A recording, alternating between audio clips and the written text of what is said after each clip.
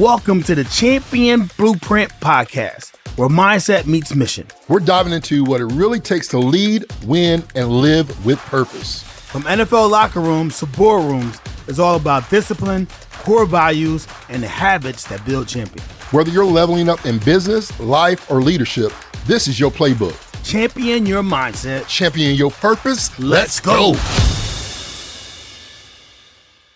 Welcome back, everybody, once again to Champion Blueprint Podcast. George Rogers. As always, Gary Brackett over here. How are we feeling today, my friend? Feeling great, man. Feeling great. Love the feedback that we're getting from the episodes. Definitely keep it coming in. Shout out to everybody. Yes. Appreciate you guys, man. And we got another good one for you here today. I want to get into, because we cover a lot of things, Gary. We talk about life. We talk about, from the field to the boardroom, some ups and some downs. Today, we're going to break the educational system. School started back out, several months, and it's starting back earlier now. It's I remember back in the day, we started in September. Now it's like July. The kids they're in the rhythm now, right? They're all this preparation.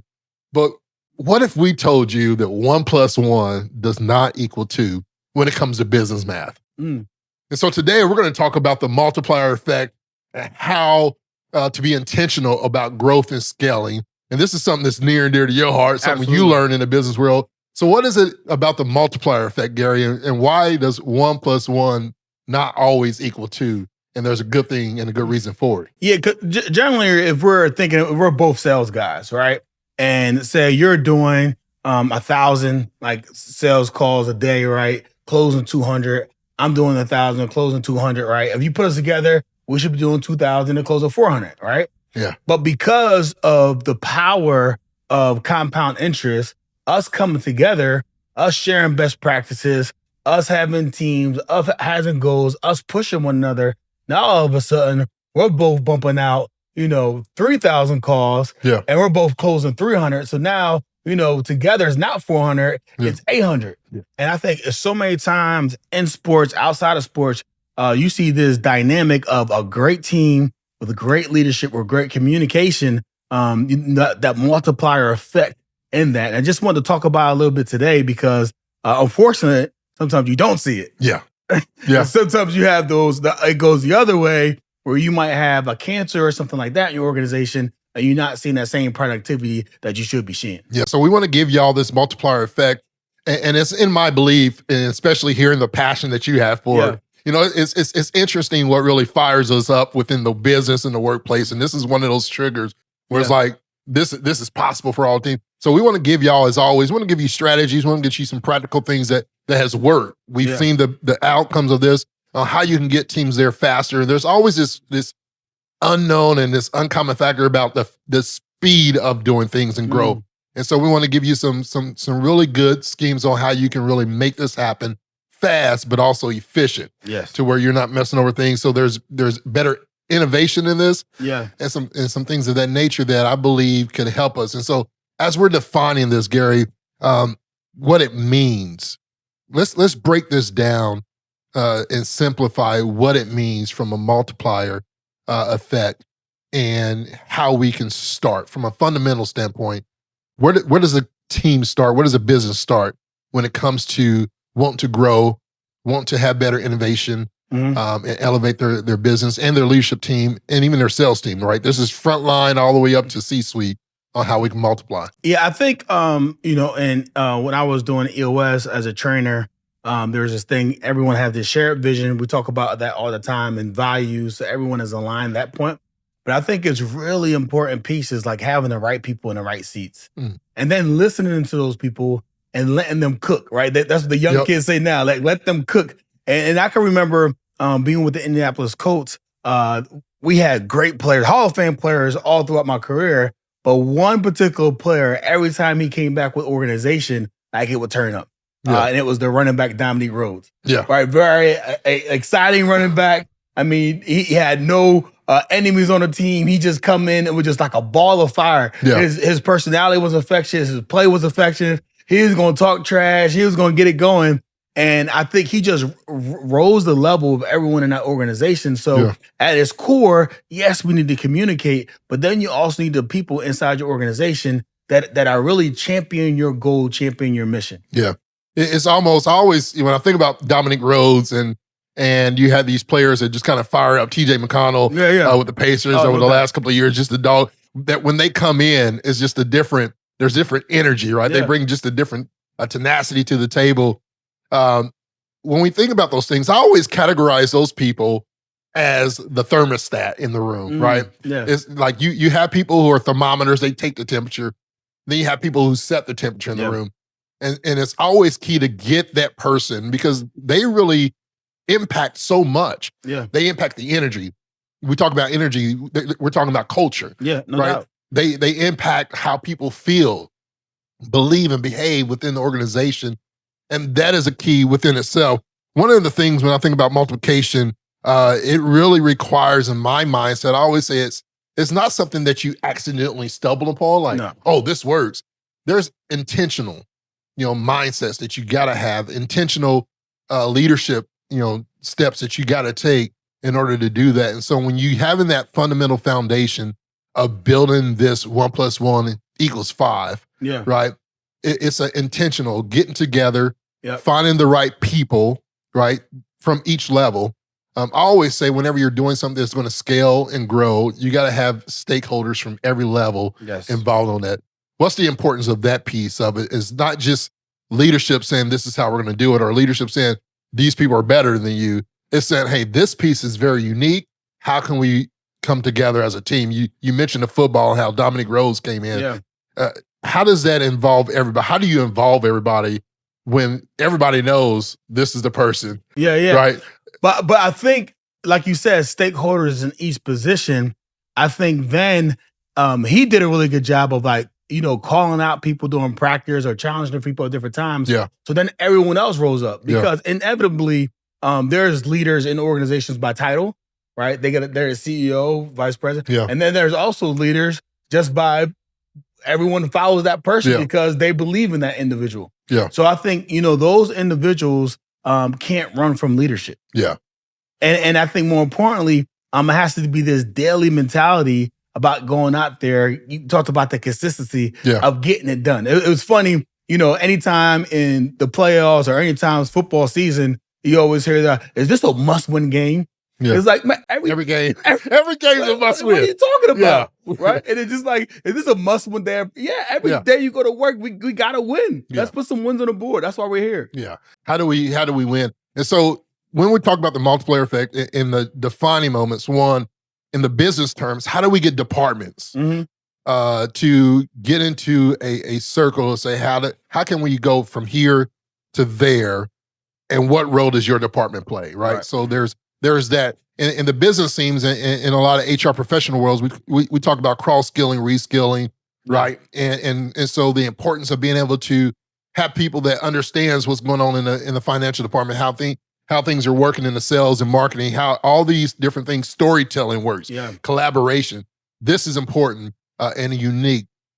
I want to break down, and we got 3 of these. We talked about the 3 pillars of the multiplier effect, and I want to shout these out real quick and then just kind of go back as we always like to do. Number 1, shared vision, right? So how do we have shared vision and role clarity? Now this is important. And I can't wait to jump into number 2, trust as the default, not the reward, right? And so how do we have that trust? And then number 3, the dynamic of collaboration, which is what you kind of elaborated on. As we rewind this, number 1, the first pillar of the multiplier effect framework is shared vision, right? And the importance of role clarity.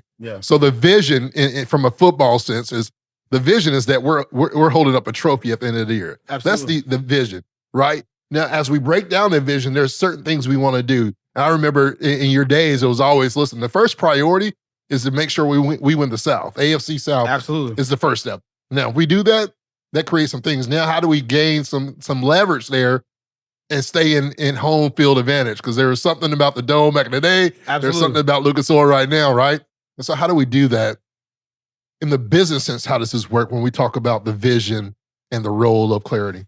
I think it's very similar to the sense of the reason we wanted to win the AFC South every year because it guaranteed you a home field playoff game.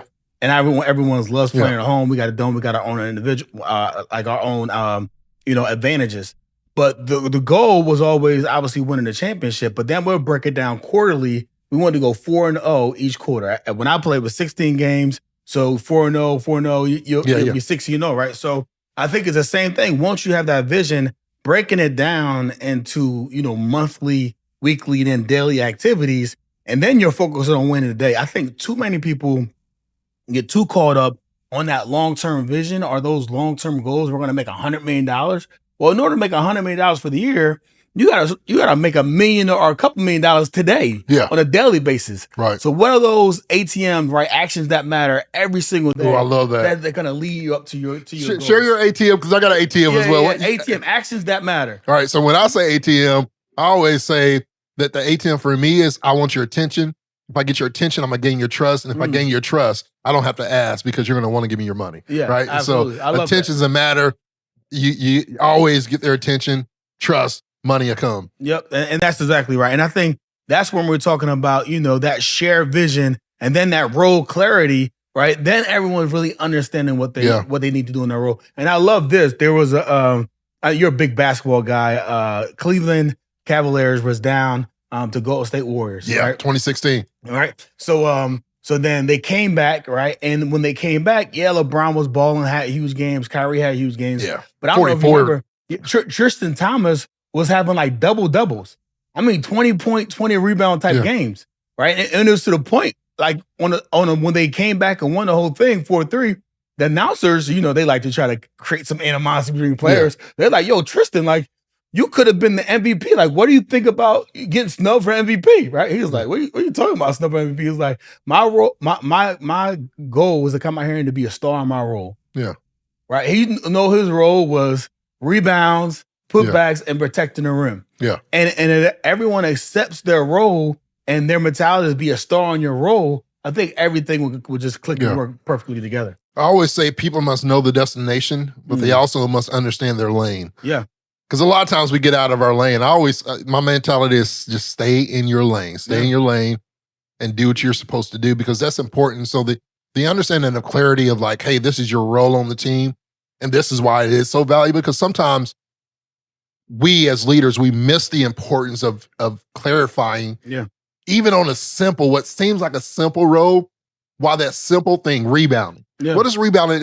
It seems so simple. Everybody can rebound. Why can't I score? Right? Why can't I be the rebounder? Gives you an opportunity, right? And in business, when you mess up, you miss an opportunity, you miss a sale, the rebound gives you that opportunity to be able to put back another shot, to be able to pull out and reset and go and be intentional about that as well on the court. And so clarity is important. Yes.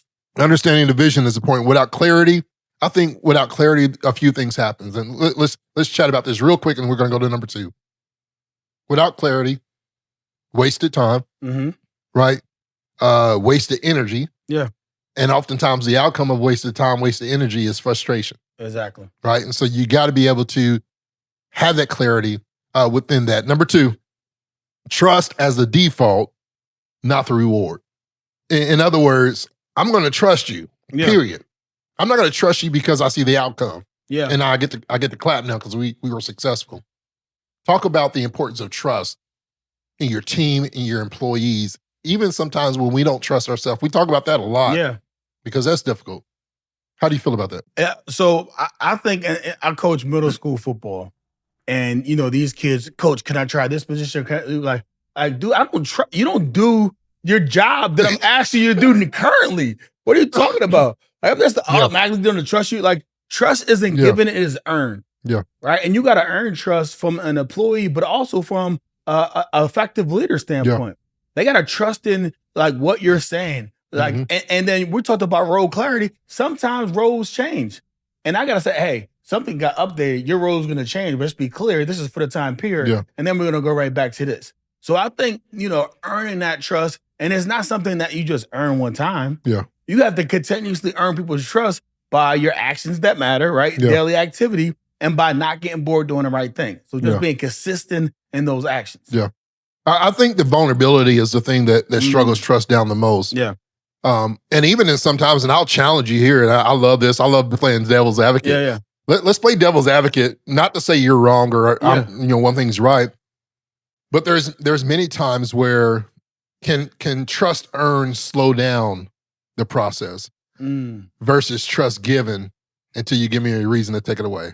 Yeah. Right? From a relationship standpoint, I'm thinking if I'm in a friendship, a business ship, whatever type of ship we're rolling on, if you have to earn something, does it slow it down or do we risk it based on the talents and the skills?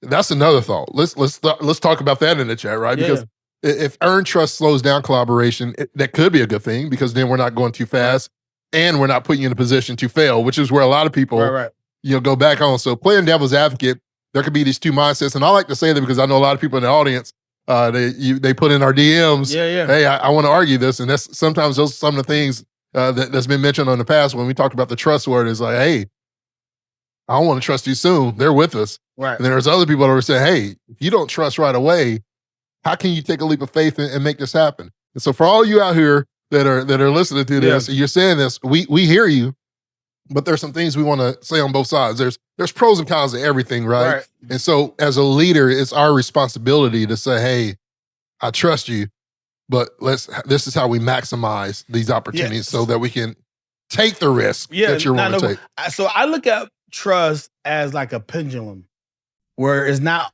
like I trust you 100% or I don't trust you at all, 0. Yeah. I think people would trust people 70, 80, 90%, right? Yeah. And that trust kind of wavers based on someone's consistency. Yep. But if you show up and you sign to be a part of an organization, it's hopefully because you trust them. Yep. They're gonna pay you in 2 weeks. They're gonna give you time off. They're gonna do all these things. So I got 70%, 80% trust from the get-go that we agree to these things. Not everything else has to be earned. Like, all right, cool.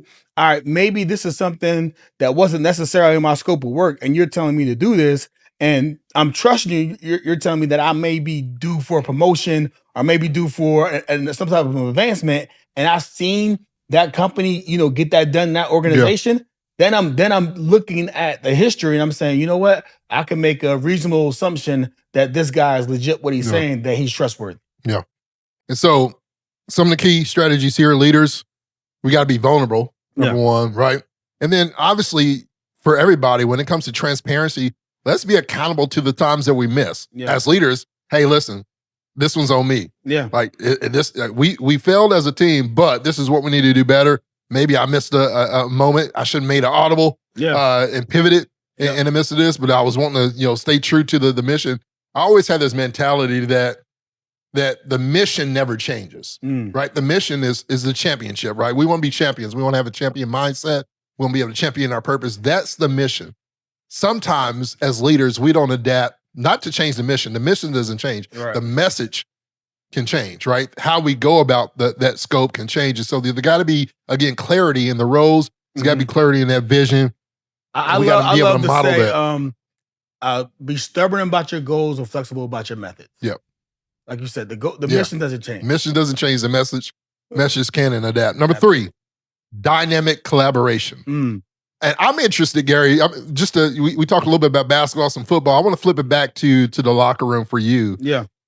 How often, because this is pivotal in business, that different departments, we gotta collaborate, right? How often did you go into the offense? How often did y'all as players from a defense go over to the offense and say, hey, this is what we've been seeing. How would you adjust or how would you adapt? Or the offense coming over to y'all and say, hey, what's your mindset here when we're set up this way? What are you seeing? Like, is there collaboration there? Talk about some of those key points that made it. It's funny because initially, as a competitor, I just want to win. Yeah. So I want to beat Peyton Manning, right? The big 3, right? Yeah. So if I had a good day of practice, I'm feeling good about myself. Yeah. And then we would either be in the training room, getting ice tubs, in the showers, in the locker room. Yeah. And then Peyton would say, hey, Brackett, like, why didn't you play this way?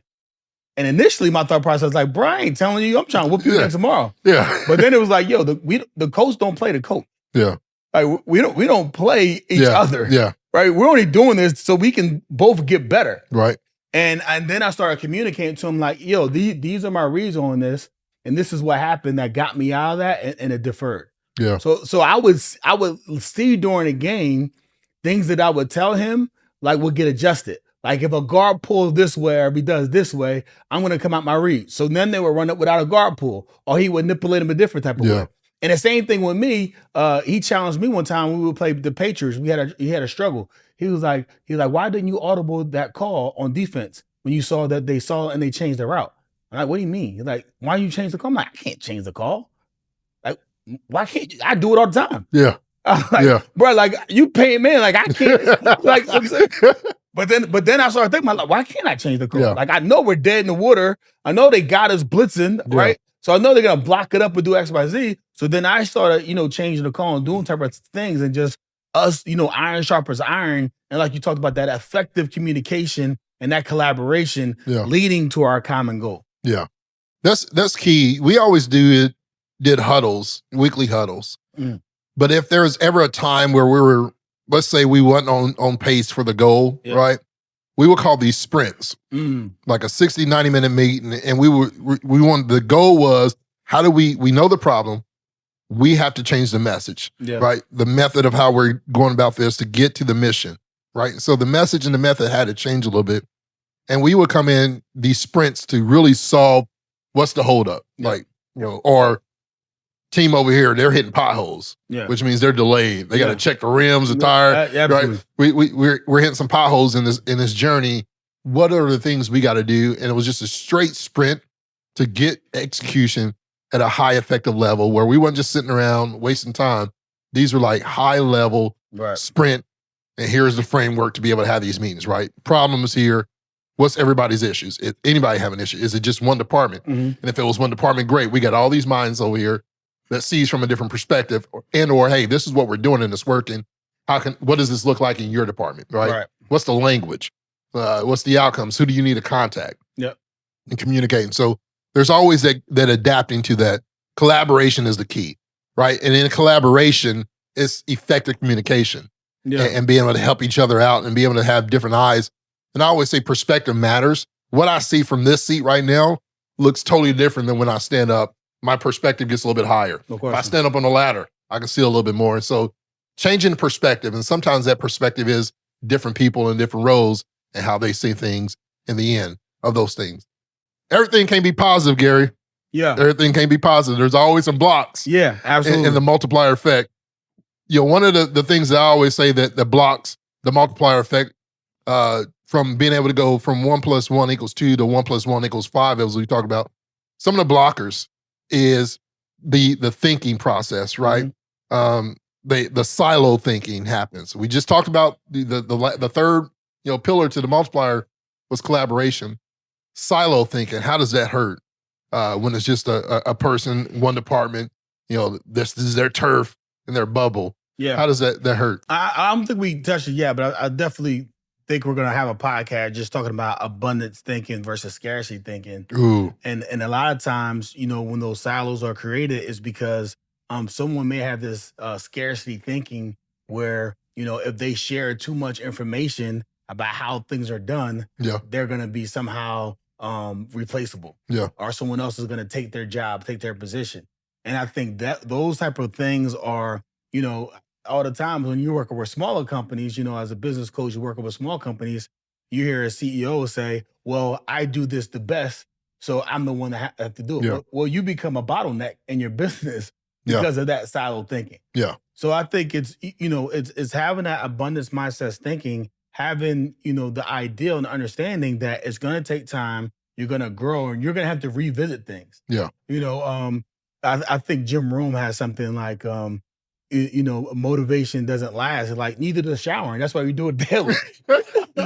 You know what I'm saying? So I think it's that mentality where, you have to daily participate in these activities that's going to lead to success. He said motivation doesn't last, but neither does showering. Listen, you got to wash up. You got to refresh your motivation every day. Absolutely. That's funny, but it's true. And that defines a lot of different things. Other things that really hinder egos, right? Where people prioritize their own spotlight, their shine, that this is about them, and versus being effective, right? And so you have those people, you got people that are misaligned with their incentives. They want the recognition, they want those rewards. And then you have poor communication, which is always a hiccup in any ship where there's not, effective communication. And there's no single source of truth. That's the important thing, that when you're trying to grow and scale, There's no single source of truth. Truth comes from a lot of different ways, and consistency is the key to those updates. I want to wrap it up. We're talking about applying the multiplier effect for growth. How we can mix the strengths intentionally. Mix the gifts. We talked about those things, recognizing the team wins, creating these high touch points where everybody's feeling involved. One of the biggest failures, if we were to add another one to a lot of people who cannot really continue the multiplier effect, is that they seem to fail at adapting, and they always seem to fail at really understanding the importance of team wins. And I always say, and I've said it many, many times again, we win together, we never lose alone. Win together, never lose alone. I love that. And you got to be able to create those high touch points and understand how different people communicate and expect communication, whether it's emails, long emails versus short emails, high energy versus low energy, in person versus not in person. Some people like pictures. This is what it looks like, right? Give them the framework of like what the success is looking like across their journey. Some people like Excel sheets, right? What speaks the language of your people so they can continue to go on that journey? Those are things that grow. Anything you want to add to that?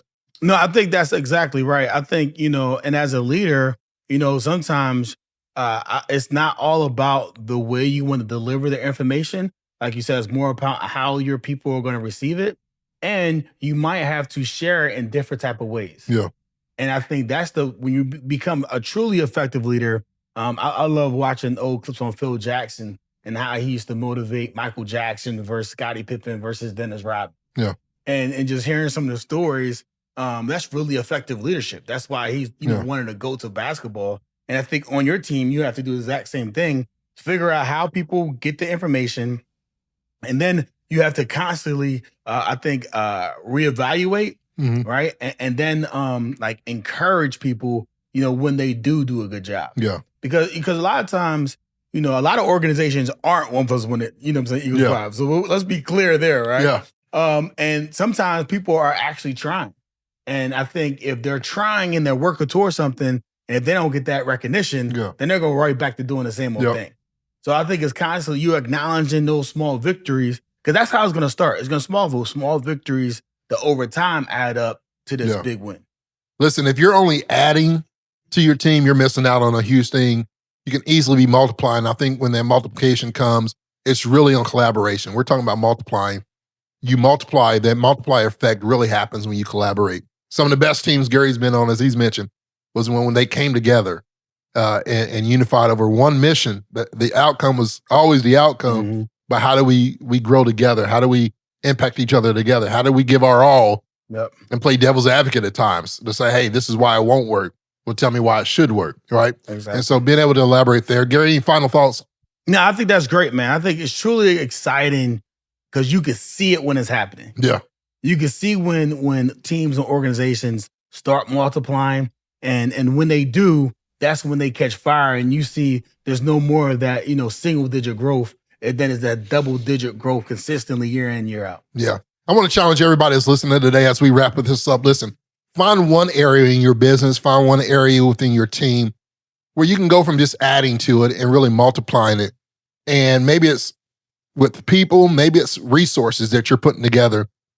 Find out how can we really scale this and take this to another level, whether it's using some of our our three tiers that we had to be able to do those things, whether it's saying, hey, we're at a disadvantage because we have some of these negative things that are impacting us because we're not working together. Find you a Dominic Rose, find you a TJ McConnell that's going to come in and energize. Or a Gary Brackett or George Rogers. There you go. To come in and speak to your team. And one thing, this is where organizations I found really get it, because sometimes we get booked on these one-time events and I want you to do all these things. I'm like, that is very ambitious for a 1 hour keynote.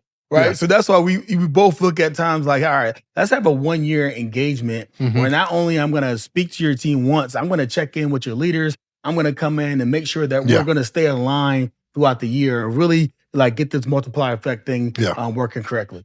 So that is true, ladies and gentlemen, as he just put in a nice plug for us. George and Gary, we are here. We help build leadership teams, adding core values. We have several clients right now that we're working with to help their core values, vision, and mission statement align with what they do. not just some mission on the wall, but it's actually something that they practice on a day-to-day. It's how they hire, it's how they outsource their things and resource their people, grow and multiply themselves. And so if you're ever in need of those things, you can reach out to us at Champion Blueprint, the podcast at gmail.com. You can also find us at championblueprintpodcast.com for all your information. Connect with us somehow. As always, ladies and gentlemen, we're here to help you champion your mindset, not just in business, but also in life, so that you can also champion your purpose. Until next time, we appreciate you. Shout out to you.